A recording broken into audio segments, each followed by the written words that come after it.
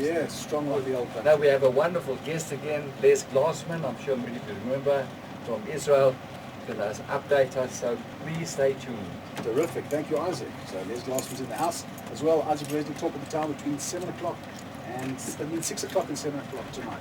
Stay tuned for that. So, yeah. I mean, dates. We're talking about dates. We're talking about buying stuff from Arab countries. You ready to go, Isaac? Yeah. Ready to go.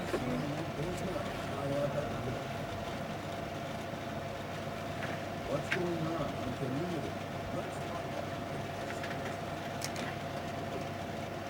Welcome. Good evening. Beautiful evening in Johannesburg. This is the 8th candle of Hanukkah, so I want to wish you a Chag Sameach. And hope you enjoyed the latkes, the donuts. It's been a wonderful week in Johannesburg. It's actually such a pleasure. The traffic, you can just sail through. It's the weather. Well, it rained this afternoon, but we needed it because we had such a heat. Now we have in the studio this evening two very special guests. One has been here quite a few times, and that's Les Glassman, and we have Avron Krasner from the HOD, but I'll introduce you later, so will Les as well. So welcome, Les. It's nice to have you back. Thanks so much, Andy. Pleasure. Now, just to start off as usual, with those unfortunately passed away during the week, there was Davida Raft, Frieda Damlin, Eileen Frode-Sidursky, Malcolm Schmidt, Xander Diamond, Ruben Cohen, Erna Matilda Kramer, Milton Stanley Rosmarin, Sidney Doohan, Judy Malamet, Linda Rochelle Rosenberg, Larry Steinbrook, Fred Monteleden, Roma Factor, and Hilton Parisiva. We wish all the families claim to have been requiem, and may they have no further sorrow. On a very, very happy note, I attended the Brit Milah this morning of the twin, one's son and the girl of were born to Kevin and Kelly Luton. Kevin and Kelly Luton. Kevin is the son of Milton and like Shelley Luton, and the grandparents, of course, Milton and Beryl Luton. The other, the daughter Kelly, Jeff and Leslie Fine, very well known in the community. And the great grandparents is Julie Lazarus and Nita Seligman. And as I said, they had Kelly had twins, a girl and a boy. The girl's name was Maya Shelley, and the boy is called after Eliyahu Yoma. So I want to wish them a fupa or nice and everything of the best. Now, as I said, we have in the studio this evening, we've got Les Glassman. Les is going to give us an update what's happening in Israel. And then Les will introduce Avron Krasner. We're going to have a general discussion of what's going on in the community. Welcome, Les. Thanks, Isaac. More something that my late mother-in-law, Schwartz, she passed away. Yes, it was last week. So many of our listeners, especially those who are Sacred Gardens, will know my mother-in-law, Hester Schwartz. He's a skier there. So it's been a bit of a very difficult last 2 weeks for us. But the works of God, please God, say symptoms and good news. You know, Leslie, sorry to interrupt. You know where I heard about it from? You know who's visiting from Toronto, Canada, Thornhill? You remember Daryl Kruger? So Daryl was a very good friend, a very close friend of mine. When I went to visit my mom-in-law in Toronto over Yom Kippur and Sukkot, I spent a lot of Sukkot with Daryl and Ingrid and the family in Thornhill, and with Colin Silver and his family, and seeing so many South Africans, both in Asia Torah and at the Beit. It was really very special. So a marvelous community, a phenomenal community. This was before the Shabbos project. And what struck me and my wife recently incredibly, when we drove down Bathurst, we saw a massive billboard for the Shabbos project. Massive billboard there. And even going in Montreal, there were all signs about the Shabbos project. So it's a very, very proud and wonderful community. When I spoke to Daryl, we were talking about the old days of B'nai Akiva, remember? Yeah. In Yeovil, upstairs in the Federation of Synagogues building, which was the most vibrant minyan, I think, in the whole of South Africa. It was unbelievable. And we recalled and we spoke about all the former, people who were there, like for example, Ian Friedman now in Israel and Manfred Maroc. Yeah, I saw 2 weeks before I came to Israel, his wife and his daughter came as patients. So we in touch with many of those Kibber from B'nai Kibbutz. It's a unique, special Kibber. And Manfred Maroc, they tell me his daughter's getting married. That's right. Manfred, Killy, he also in touch with them. And so many people from that very, very special community. It's phenomenal. You bump into people that you used to see, and we've kept the connection, a very close connection with that special community. Right. Now, let's get back to what I want to wish you and your family all long life as well. Thank you so much. Right. So, let's talk of what's happening now in Israel. Okay, Give us an update. Coming from Israel, the last few weeks, as I'm sure all our listeners out there know, it's been a very difficult time. What was very upsetting for us is we heard the news of a young 26-year-old girl, Dalia Ledkis, Shalom, that she was standing in Gush Etzion. She's from Tekoa. Her mother, I don't know if you know, was Bernadette, is Bernadette, and the father was Norman Ledkis. I know them very well, and my brother and I, Jackie and I, went to Tekoa to the Lachamavel at the Shiva house on Motzei Shabbos. And there were so many South Africans coming to visit. And what struck us amazing is when we spoke to the parents, they told us of the Tanzan phoning, of the Rosenblum, and Simon Franklin, and people from all friends and family phoning from all over the world to give them comfort. But we were so emotional when they told us that our chief rabbi, Rabbi Goldstein, phoned on Friday morning. He said, I don't know you personally, but I just want to tell you that I share your pain. They're originally from Emmarentia, the Lemkes family. That's right. And what was incredible is we see the active, we see the total people coming together, the uniting of it wasn't just, it was a reunion in sadness, but also you actually feel, I'm Israel, I went to Israel and feel the closeness. We all felt the pain and we all shared in the tremendous loss and their suffering. And just being there and helping them, just coming there on the Motzei Shabbos and seeing so many people from all walks of life, just to help the family. And then Isaac, I'll tell you, my niece got married a week later. Thank you. And that night, it was... Is that Jackie's? Jackie's daughter. And it was a wonderful wedding. My daughter came from South Africa, my mom, family was there, it was wonderful, it was really such a beautiful simcha. Unfortunately, the next morning we heard the tremendous, terrible news about the massacre that happened in Haifa.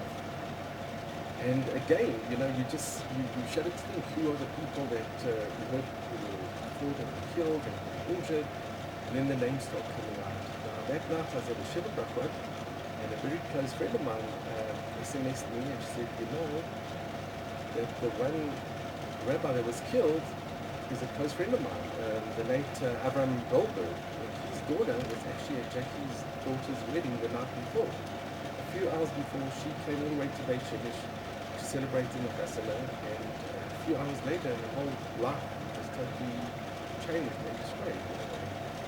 So what was so sad is when we also went to visit the family, and you just see people coming from all over, all walks of life, also coming to share in the tremendous loss. It was the late Avram Goldberg, Zikron Lebracha, all living in Agassi Street, and the shul was the late Torah. It was 6:30 million people came to Dublin, and there were two Arab terrorists that came into the shul with hatchets and butcher knives, and they did unspeakable things. The other great rabbis were Rabbi Kursky and Rabbi Levine and Rabbi Kapitsky. And it's amazing, Rabbi Kapitsky was a person that could have ran away, but he stood and he fought and he saved so many lives. Rabbi Tversky, by the way, is the grandson of the late Rabbi Soloveitchik. Yes, that's right. It's, these are four tzedakим, four very great, very righteous Yidden that unfortunately were taken away from us. And the whole country without exception, felt tremendous pain and suffering and loss. What's amazing is what happened afterwards. when I went to the Manakamoto, to the house, the Shiva house, and then we got in Shakrit and Nikamari, people started telling us incredible stories about people that, I don't know if you remember May Emmanuel, the taxi just did not arrive on time, so he didn't go to the venue. There's so many miracles that happened as well. Cyril Green's daughter, you remember the comedian? The comedian, so her name's Donnelly, she's a patient of mine, and I phoned her because she lives in Hanau, many friends and family live in Hanau. She does events planning. That night she forgot her key, so she asked her husband to wait up for her. Subsequently, he woke up a little bit late, so that morning he wasn't on time, so he went upstairs. Otherwise, he would have been in that venue. That's what they did. Then there was Eti Shure. She was our receptionist. She's related to the Alta family. That's cousin Avron Alta, yes. and Rocky Denby. Her daughter was giving birth on the Tuesday, the day that it happened. And her two son-in-laws were sleeping in her home.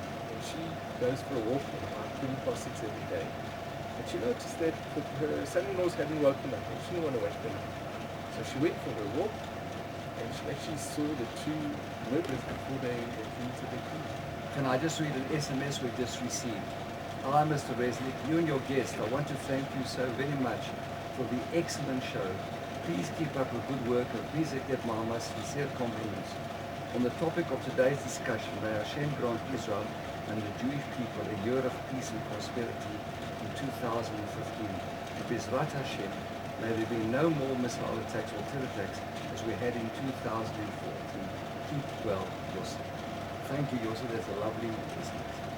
Isaac, I'll tell you, this is something that happened that I could not believe it was true. A patient told me that there was a cousin, somebody was going to get married on that Tuesday night. He was sleeping at his grandmother, and the alarm did not go off that morning. And his grandmother forgot to wake him up, or didn't want to wake him up. Subsequently, when the news broke out, his Kala, she fainted because she knew that he had been at her yet. And thank God he wasn't. And that night, they actually got married. It's a miracle beyond all miracles that his grand just felt he needed to sleep and didn't wake him up to go to the venue, and his alarm clock didn't go off. You know, there's another thing that happened to me we should also take note of. There was that Druze Arab. That's right. Who was doing traffic duty. He wasn't really involved, in police duty or anything like that. But he happened to hear the shooting, and he ran into the shul. Of course, he was killed as well. He was killed, and I'll tell you what happened. There's a Rebbetzin Sternberg, the Sternberg family, that organized buses to go to the Druze village. And there were hundreds of from Yidden and non-from Yidden, everybody who went to pay their last respects. Not only that, whoever donated money for the families, they donated equally, and they've included this hero, this Druze hero who sacrificed his life in order to save other human beings without hesitation. It's just the most amazing and remarkable story. People donate to the ambulance in the name of the Rabbanim and the Druze police who actually unfortunately he was killed as well, but his name appears as well, and people have donated the equal amount of money to each family goes to the Druze family as well. Right, we're going to take a break, and we'll be back in a few moments. Now, we're going to ask Les to introduce you. Right. Then you're going to come on. Just to change the subject. And then Isaac, everyone will speak a lot, and in the middle, after, I'll speak about HOD in Jerusalem, but only after everyone's started. Yeah, okay, now I want to So change the topic. But I think it was important that I mentioned this. It was, Yes, you were there. That story about the crossing. It's unbelievable. And then he got married that night. That Can you really imagine? did. God That's a true forbid. story.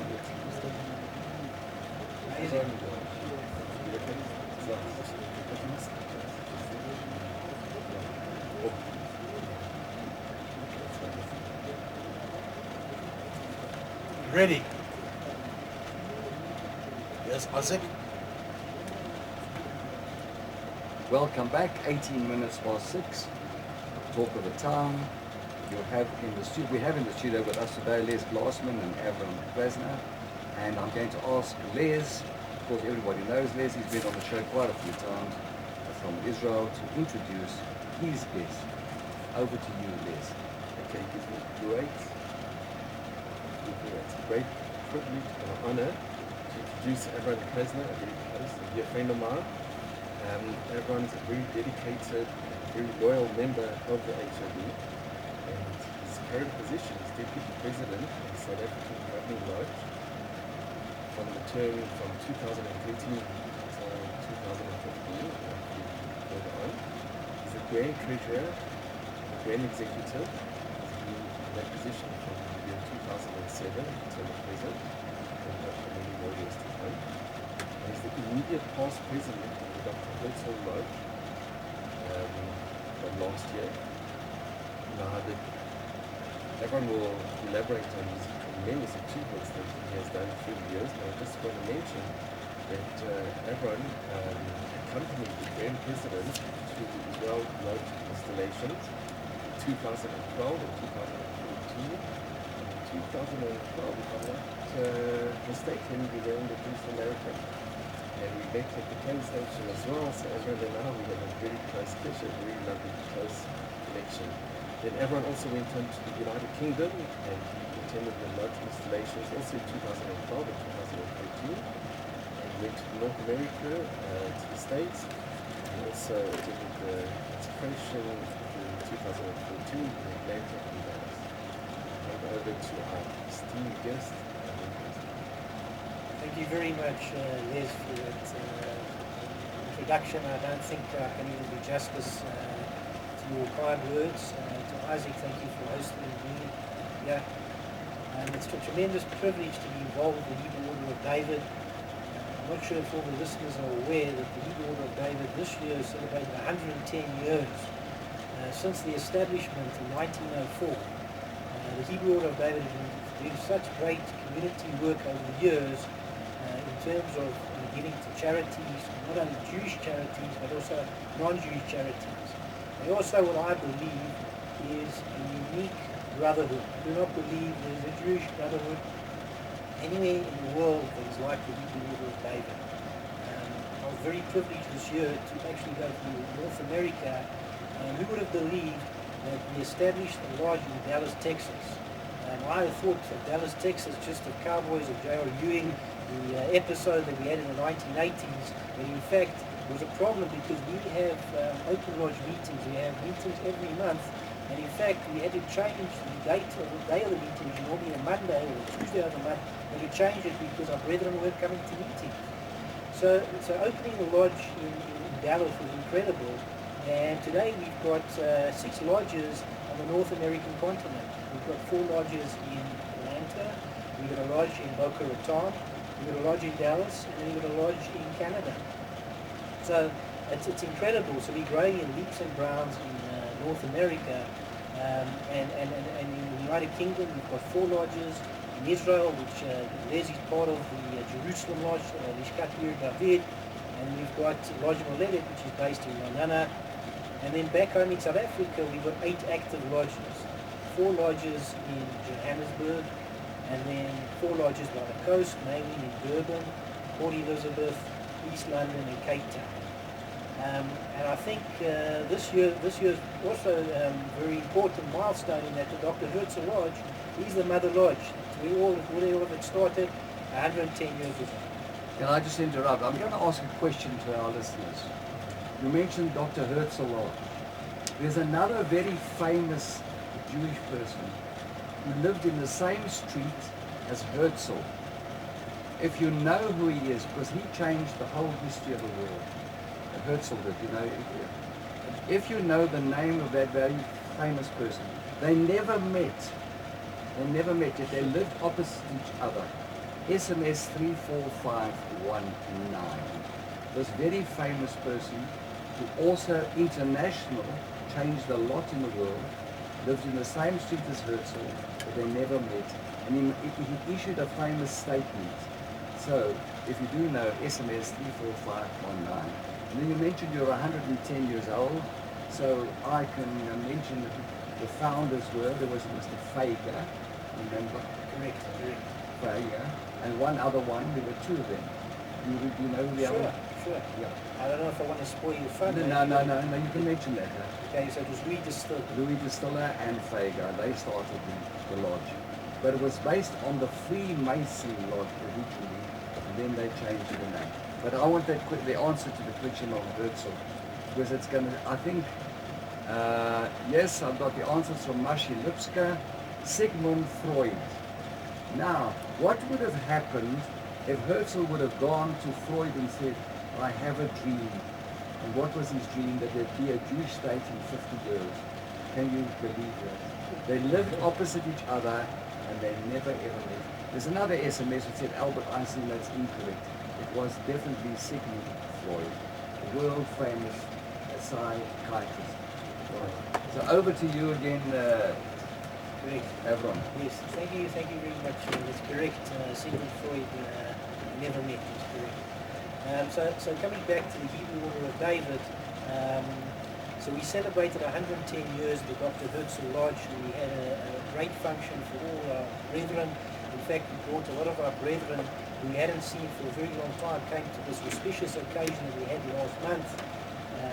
We had the Grand President present there, most of the previous Grand Presidents who were there, and it's noteworthy that the Dr. Herzl Lodge produced 13 of the Grand Presidents. Now the Grand Presidents normally sit for 2-year terms, and in fact we've had a lot of blood coming from Dr. Herzl.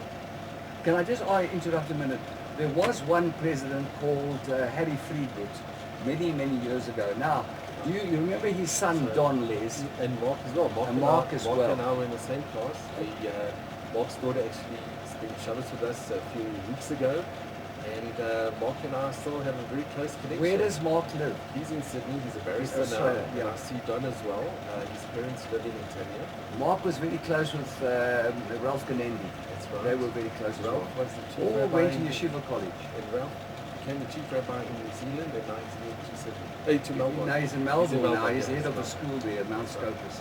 Yeah. Right. Oh, it's a small world. It's a very small world. And of the HOD, you see, you've got so many, as you said, Dallas.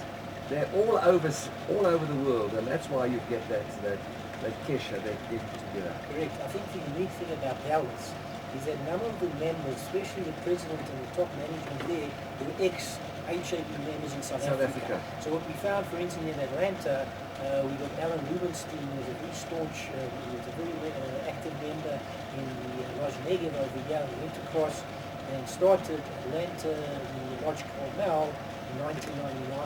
And so he spurred it on with ex-HOD guys there. Whereas in Dallas, it really was due to a guy by the name of David Joss, also very much involved in North American Governing Lodge, and his relation with Martin Burke in Dallas encouraged him so well to establish this lodge, showing that in fact it's not so much just making our checks to charities to give the tzedakah, it's the ability to get involved with the community and actually give of oneself, the need of chasadim, and that's what spurred him on.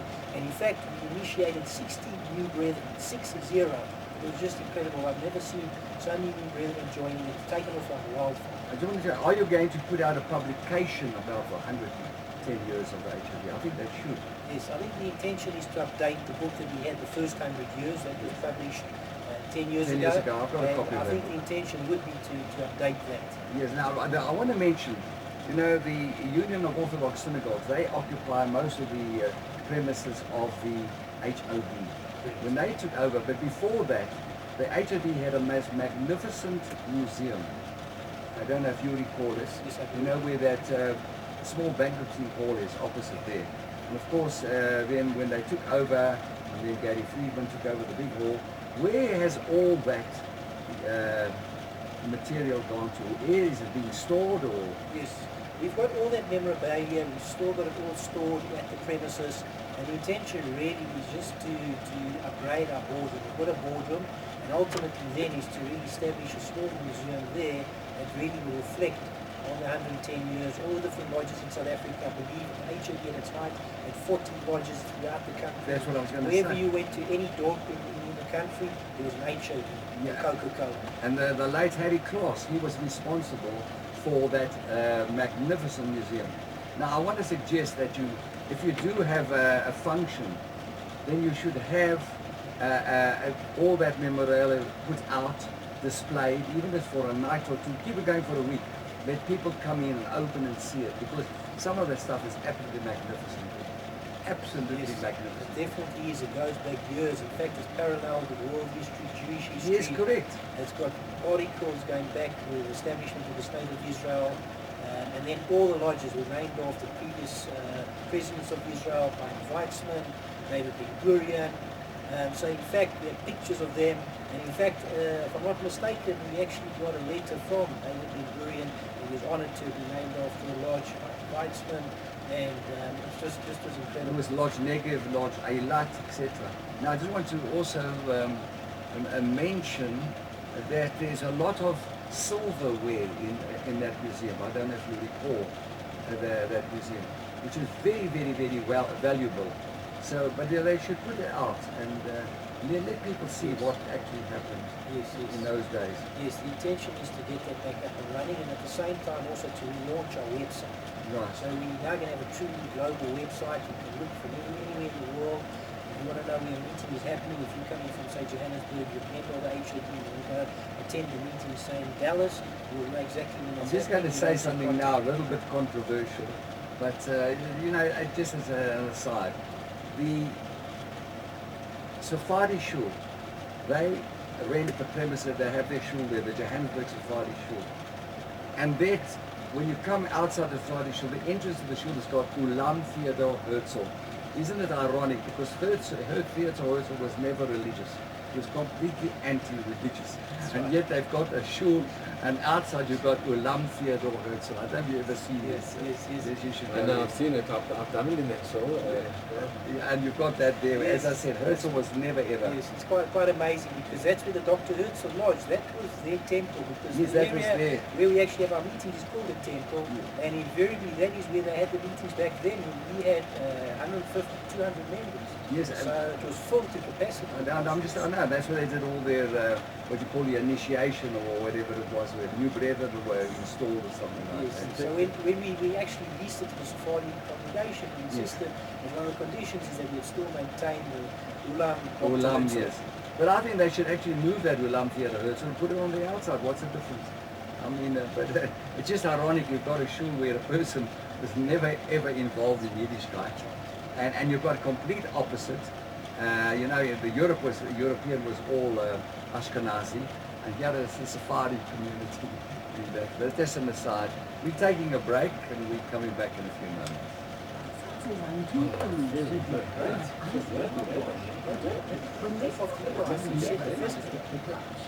So there's a lot happening, I think, in Jerusalem. Sorry? You mentioned a lot's happening in Jerusalem, actually. Well, tell us. You know, as you talk, and you mention the name, and I ask questions. You know, I think you must mention, because it's a nice name, Dave Wax. Yes, Dave Wax, he was the secretary, the grand secretary. For many, many years. His wife just died about a few months ago. She was in her 90s. Dave, he lived in the premises. Yes, I know, Dave Wax, where your offices are now. That was the where he house. lived, yeah. That's where he lived. And Shirley's been there for 40 years. Yeah, that's right, it's all the furniture.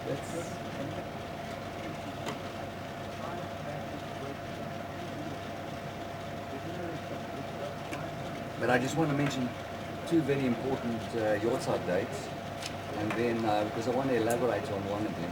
So play another ad. So play another We'll ad. play another ad.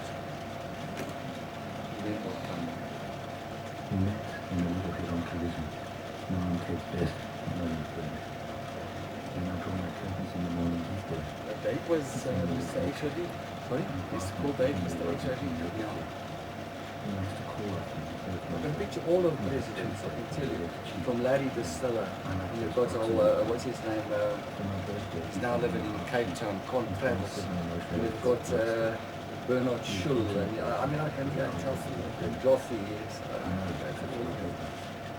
wants to make me Travis was on alternate punisher.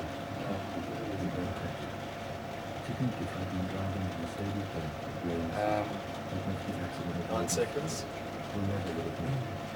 No accident. 5, 4, 3, 2, 1, you're up. Welcome back to Talk of the Town. Your host Isaac Wesnick with my special guests. There's Glassman and Avron Krasner. We were talking HOD. We'll continue in a few moments, but I just want to mention two very important Yortzeit dates. Today is Rosh Chodesh Tevet. In 2 days' time, we'll have the Yortzeit of Rebbe Chaim Leib Shmulevitz. He was born in 1902, died in 1979. Now, why I tell you it's very important, he was the Rosh Yeshiva of Mir, and before the Second World War, when the Nazis, invaded Europe, they moved first to Japan. They went to Kobe, and then they went to Shanghai, and he established the yeshiva in Shanghai, and then he went to Jerusalem. And of course, many Jews were saved when they went to Shanghai. I can mention a famous Chazan who went to Shanghai. His life was saved. Then afterwards he came to America, became a Chazan in Mexico, came to South Africa, was the Chazan at Oxford Shul, then went to Claremont, Korea, went to Toronto, Canada, and passed away. And then the other important Yortzeit date, there's one more here, is Rabbi Yeshua Isaac Shapiro, the Rav of Slonim. Now I told the story about a few weeks ago about what happened when the Tsar was coming into the yeshiva. And you know, it's customary in these countries and even in South Africa today, to go to any government office or anywhere, you see a picture of the president hanging on the wall, or in a post office, wherever it is. But they made it compulsory to have the picture of the Tsar hanging in the shul. But they would never, the yeshiva would never have the picture facing, they would turn it the other way around. And they got wind, they were told that the Tsar's passing through, and he's going to visit the community in Slonim. And the rabbi, was alert. And what happened was that they came through to the yeshiva, to the shul, and they stopped, and they walked in, and they saw the picture facing, turned the other way around. They immediately called the Boyam, or whoever it was, and said, "Why are you turning out the picture of our Tsar the other way around? You're supposed to have it in front of you." And the rabbi was very sharp, and he turned down and he said, "Because it is better to see the person alive than to look at the picture on the wall." And that's what saved that community. That's the rabbi was from. I just want to mention one other Yortzeit, which will be next Thursday. It's a public holiday, and it's going to be the Yortzeit of the late Chief Rabbi Bernard Casper. He died on the 10th of Tavis. It will be 26 years since he was Nifta. He died in Jerusalem. He was giving a shiur on the Motzei Shabbos in the Yeshurim Shul in Jerusalem, and he had a heart attack and died. So, but I'll be talking more about that next week, and I'll be speaking to his daughter Bacha as well. So don't forget to stay tuned next week, and because on this Friday morning on my Reflections of the Past, I'm going to tell what happened in Johannesburg in the past during this period. So back to you, Les, and to Evan. So I just want to mention, when it comes to Ben Gurion Airport, there's a sign, and I'll just show it to you all. I once came to collect my daughter, and I saw the sign there, and I was struck. I couldn't believe what I was seeing. So if you look a little closer, Steve, and what stands out in that sign? Is the boys carrying a Sefer Torah? And what's on the Sefer Torah? There's an emblem on the Sefer Torah. HOD.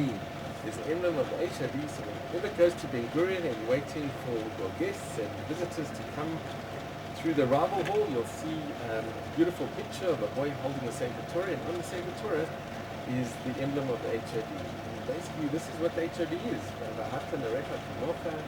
We're all one people, and we're all united. And especially in Jerusalem, the Lishkat David, everyone mentioned that there's going to be a website. There already is a Facebook. You put the Lishkat David. Anyone can go into it, and you're going to download this program. And this is the program we did was last year, where we had Someone Fine. And we had that program on the HOD as well, that you can also find on the Facebook. It's HOD, Lishkat David. you're all welcome to become friends and see exactly what's happening on in Yerushalayim. Just to mention, our Yerushalayim branch, we've done quite remarkable things. You mentioned one of the founders, distiller, so his grandson is a very close friend of mine, and I'm sure a lot of people can know. Malcolm Bank, Murray Bank from East London. So he did an incredible thing. When they had the Twin Towers, the disaster that happened in New York, they tried to look at something positive from that event. And he went to Red Moshe Sternberg, who used to be a real famous beginner in this community, and they heard all stories also about miracles that happened in the Twin Towers. And he brought out this book together with Zeb Breyer as a member of the District of the HOD. It's called Even in the Darkest Moments. And inside the book, it's actually one of the HOD, it's one of the things that the District David decided to do and to promote. And we salute Sola. They were instrumental in saving lives in New York. They saved lives all around the world. All the proceeds from this book go towards Hatzolah. So it's not only is it the HOD an organization which is based on charity and Kavashaf and friendship, but it also collects funds to save people's lives. And here's a little Tfilah Taderek with the HOD International Emblem. Isaac, we'd like to donate this to you for the tremendous work that you do. Thank you.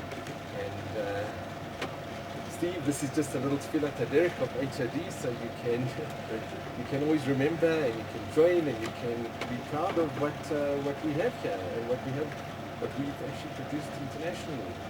One of the other wonderful things that the HOD in Yerushalayim does is that we associated, and as we spoke about it, with the Chamber of the Shoah. It's a museum to the Holocaust. This is in Jerusalem.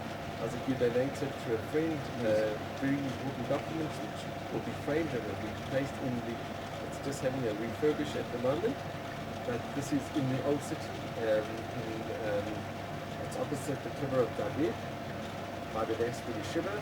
This is just the HOD, instrumental. We've donated a library there, and we have events that we have in the Matafa Shoah as well. Can I just ask Avron, you know it's the holiday season now. Do the HSD still go out and help those organizations where the Gentiles want to have a day off, you know, for their holiday? I know they used to go out to hospitals and they used to help distribute food years ago. I'm not sure if it's really done. Unfortunately, our numbers have whittled down over time. We don't necessarily have the manpower for that. So we don't do it at the moment. What we do though is in the Jewish community is when we have Mother's Day, we distribute pot plants and send them in gardens, and my parents' home, we give it to all the ladies who do pot plants. Because I know tomorrow Chai FM staff members are going out to the hospital and they're going to give out sweets and chocolates or whatever it is to all the children there, the patients in the various hospitals. And I know HOD used to do that. I think B'nai Brit still may be doing that. I'm not sure. It's definitely something we would like to look at and actually get involved, and maybe we can partner with Chai FM going forward. I mean, it's a great initiative. It's to give the Gentiles a day off so that they can also enjoy their holiday with their family. Now the other thing is, can we just start and go back now to HOD Johannesburg? The late Dave Wax, who was the Grand Secretary for years and years and years. And I'm sure many of you can recall him. His wife passed away a few months ago, well in the 90s. I know the son is still alive, Gideon. He's at Sonningham Gardens there. And their daughter. Their daughter as well, yes. So, Dave Wax was a household name. And now I just want to mention here, Avron, if you do have your 110th anniversary, I'm going to put out a call now to all our listeners there. If you've got anything of the HOD that you want to donate, memorabilia, like books or Hanukkahs or whatever it is, they use, what do they call these things? The insignia or whatever it is, and it's lying in a cupboard there somewhere. Don't keep it. Get in touch with the HOD, hand it over to them, because as I've always said, these things are so vital, so important. They have history behind them. And like Les just mentioned, I gave him some documents about someone whose grandparents who came from Germany, and the exit permit, the martial law, was stamped by the Nazis. But he managed to get to South Africa. And it was lying in his cupboard. He didn't know what it was about. It was in absolute crisp mint condition. There's no price you can put on it. And that's what's important. You may have something, an old photograph, anything like that. And as I mentioned, there was the late Harry Klaas who really developed that museum. And he went out of his way to try and get things. Because, for example, I'm sure Harry Fleetwood was living in Israel. He may have material that. So Isaac, I'll mention, I went about 2 years ago, I was at the Woodso, I just popped into the Woodso, they have a charity shop, and I saw amongst all the pictures, there was a frame, a beautiful frame with a certificate of HOD, going back more than 70 years. Right. So I paid whatever it was, it goes to a good cause anyway, and I was only too happy to get it, and I gave it to Murray Bank. He has a connection. Somebody from his family was actually in that certificate. Yeah, So it has deep significance, and you're right, many memorabilia all over, and it's very valuable because it's part of our history. It's a part of our history. Correct, correct. In fact, now when I went to Dallas, the vice president coming in, he brought out a certificate from 1933 that his late father-in-law had, and he had kept it all these years, not understanding where does this fit in, and who would have thought that he actually get involved in HOD, because he wasn't a member here in South Africa. So it's quite amazing. I found a certificate, a golden book certificate, which was issued to a member of the HOD for certain work he done, and the person whose name it was in had passed away. Nobody knew about it. I saw it, I immediately recognized. I got in hold of the grandson. The son had also left the country or passed away, I'm not sure. Showed it to him, he was absolutely ecstatic. Here was a golden book and a certificate in the memory of his late grandfather because of the HOD. See, it's so important. That's right. That's right. I think all South African Jews have got some connection to HOD. And irrespective if it's HOD or not, if you've got old material, bring it in, contact me, contact the archives of the Board of Deputies, because this is history. And you know, as you mentioned, there were 40 different lodges of HOD in South Africa. And a lot of those lodges were in the country communities. And a lot of the country communities, the shuls were sold, and all the meetings took place in the shul halls or the shul, wherever it was. And there must be that material lying around. It is somewhere has got it. I can name you 3 shuls now that have just been closed, and they must bring that material in. It's valuable. I got a parcel the other day from a women's organization, the Federation of Synagogue Guild, is now disbanded. But I got it from one of the country branches. Photographs is unbelievable, and I'm busy putting them into my archives and sorting them out. And had this person not thought about it, would have gone into the bin somewhere and thrown away, and none of it would all be lost. Unbelievable. Amazing. I think it's great to see we've got so much heritage left with HOD and South African Jewry as a whole, which is great. It's great that we can preserve it. I think that's the challenge. And I'm sure many HOD brethren were presented with certificates which are hanging on the walls in homes somewhere, or in a cupboard there, something like that. I mean, I know the late Chief Rabbi Harris was a member of the HOD. He was a member. I attended his meetings. Correct. I remember him speaking at our meetings. Correct, he was a member of the Dr. Hitzel. You are right. And if you go to Mrs. Harris now moved from Romanus to Cape Town, to the seaport, but in his library, in his study, he had a beautiful certificate there that was hanging, and I don't know where that is today, maybe still hanging there. And I mean, that's also part of history. That's right. So this, I'll just show you, this is a page taken from one of the HOD bulletins Yes. of Chief Rabbi Harris. Yes.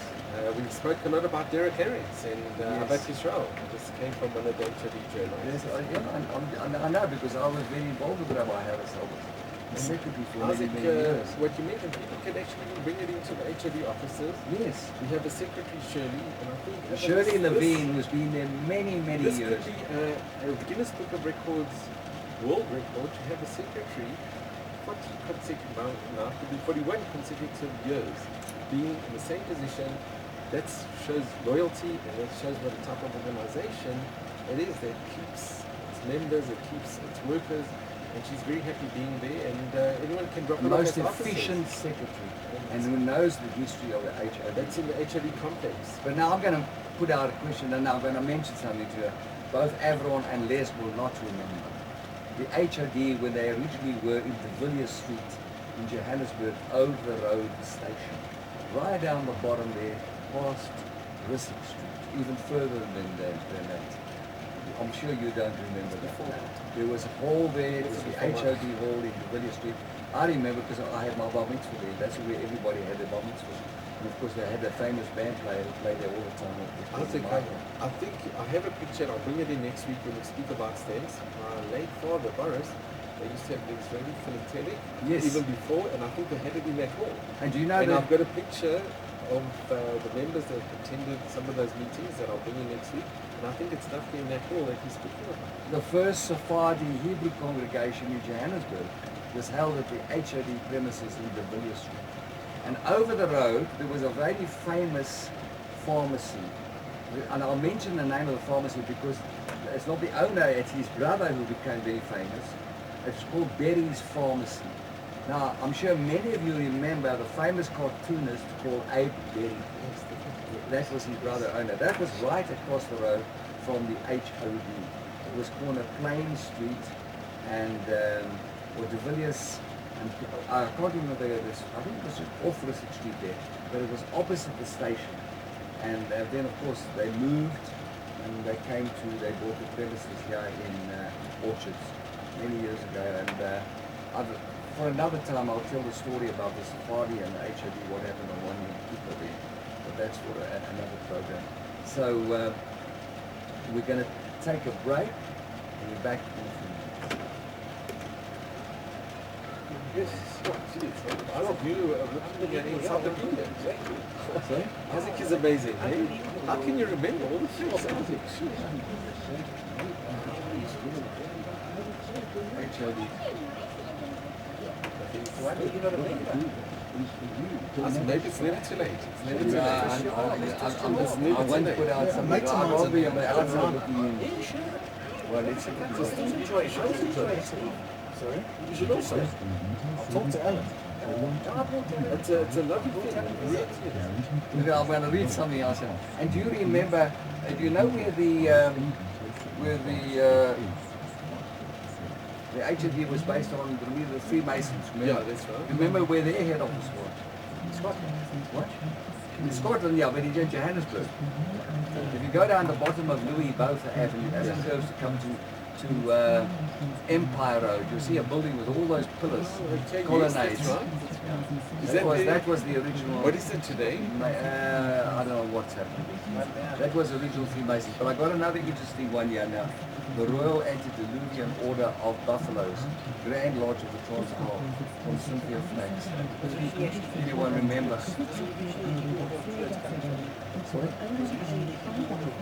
Yes, I know. A Druid, D-R-U-I-D-S. And then they changed it to the Hebrew Order of David because it was based on the Freemasons. Yeah, I think I'll put out a question. We've got 8 minutes. When's it the 24th of December? See, it doesn't matter if it's HOD, it's history of Right, history it's of right, South sure. Africa. It's absolutely sure. And in every door, you had an HOD lodge. That's right. It's It was amazing. in Rhodesia. Every door had one. Amazing. It was a cover shop. It's got it.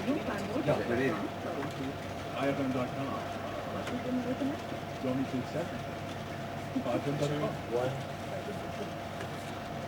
welcome back, 8 minutes to 7. We're talking HOD. I just got another SMS. Anyone remember the Royal Antediluvian Order of Buffaloes, Grand Lodge of Transvaal? This comes from Cynthia Flack. Now I'm just talking to Avron and to Les, and I mentioned, who can remember the original name before it became the Hebrew Order of David? If you do know, SMS 34519. And I've just read out here, Royal Antediluvian. I'm going to put out the question, what does the word antediluvian mean? What does the word antediluvian mean? If you do know, SMS 34519. Steve, do you know? Antediluvian. Something behind. Well, I'll elaborate just now. if you do know. Sometimes you go to an office and you see a person working there, they've been there for years, and I always say, well, that person's antediluvian. So if you do know what that means, SMS 34519. And what was the Hebrew order of David called before they added the word David? They changed the word to David. SMS 34519. And as I just talking to Les and Avron, irrespective if you were a member of the Hebrew order of David or not, it's history. The whole of South African Jewish history is tied up.